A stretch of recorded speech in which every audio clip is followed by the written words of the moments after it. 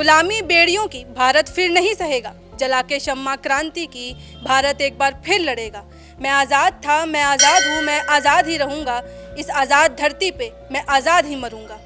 ये जो लाइनें हैं ये सुन के आपको पता चल गया होगा पूरा देश जो है अभी आज़ादी के जश्न में डूबा हुआ है। उसी वक्त हम लोग फ़िलहाल मौजूद हैं एक ऐसी जगह पे जहाँ पे आज़ादी से जुड़ी एक बहुत ही पुरानी कहानी है, शायद ही जो लोगों को पता होगी। ऐसे तो हमें आज़ाद हुए कई साल हो गए हैं, उसके बावजूद लोगों को इतना पता है कि हम लोग इस दिन आज़ाद हुए थे और क्या क्या हुआ था। पर एक ऐसी कहानी जो शायद ही लोगों को पता होगी, तो आज हम वो आपके साथ साझा करेंगे।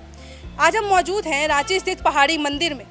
ये जो मंदिर है रांची के बीचों बीच है और अभी हम लोग फ़िलहाल सीढ़ियों पे हैं। आपको एक ऐसी जगह लेके जाएंगे जहाँ पे आपको मैं साथ में ये भी बता दूं कि पहाड़ी मंदिर सिर्फ एक मंदिर नहीं है, ये एक समय पे एक ऐसी जगह हुआ करती थी जहाँ पे क्रांतिकारियों को फांसी दी जाती थी। तो अभी हम आपको ऊपर लेके चलेंगे जहाँ पे फांसी दी जाती थी। और इस जगह की एक और ख़ासियत है कि इसी जगह पे ये एक ऐसा मंदिर है जहाँ पे पहला मंदिर है जहाँ पे सबसे ऊंचा तिरंगा फहराया जाता है इंडिपेंडेंस डे पे और रिपब्लिक डे पर। तो चलिए आपको ऊपर लेके चलते हैं और ऊपर ले जाते ही इस कहानी की पूरी हिस्ट्री से हम आपको रूबरू कराएंगे।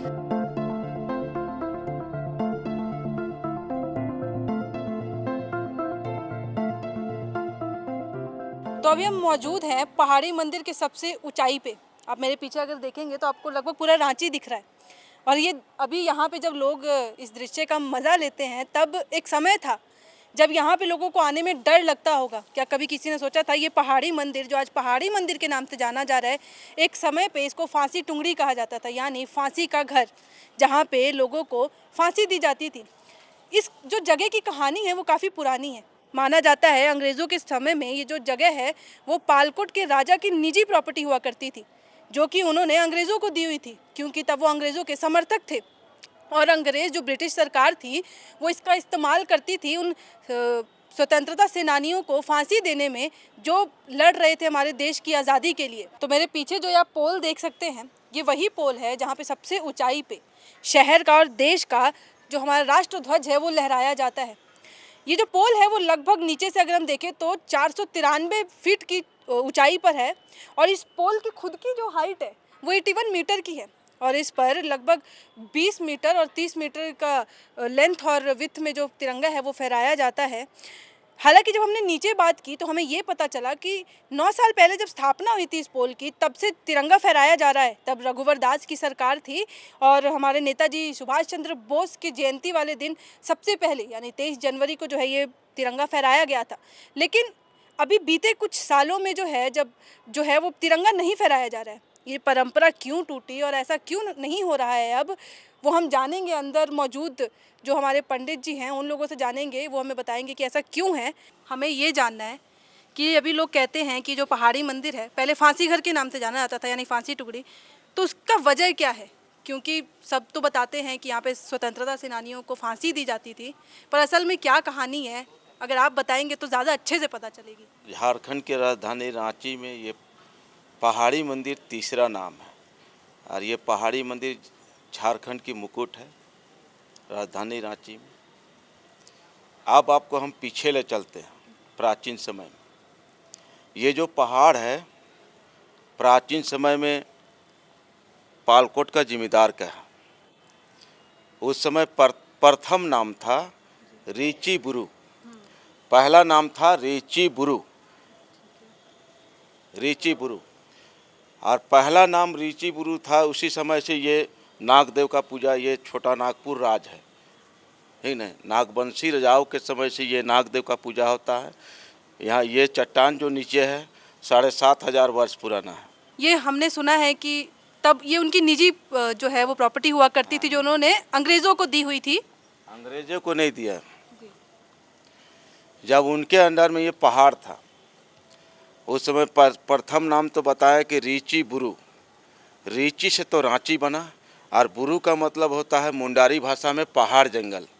रीची बुरु पहला नाम। दूसरा बार जब अंग्रेज आया, अंग्रेज आने के बाद पहाड़ को कब्जा किया। पहाड़ को कब्जा करने के बाद ज़बरदस्त स्वतंत्रता सेना को फांसी दिया यहाँ रांची वालों को। स्वतंत्रता सेना उनके खिलाफ जो लड़ रहे थे, उनको फांसी दिया गया। अब फांसी देने के बाद पड़ा फांसी टुंगरी। 14 अगस्त 1947 को मध्य रात्रि को जब अंग्रेज़ों की दास्ता यहाँ से भागा, तो 15 अगस्त 1947 को यहाँ हमारे स्वतंत्रता सेना जो भी थे सारा लोग यहाँ झंडा फहराए। उसी टाइम से चालू है यहाँ पर। यहाँ 15 अगस्त 26 जनवरी को झंडा फहराया जाता है। ऊपर में देखिएगा शिवलिंग के ऊपर में एगो पाइप है, वही पाइप में पुराना झंडा फहराया जाता है। उनको बड़ा वाला टावर लगाया गया तो वो नहीं चला, मशीन भी खराब हुआ, उसके बाद में झंडा भी ऊपर से हवा से खराब हो जाता था, फट जाता था।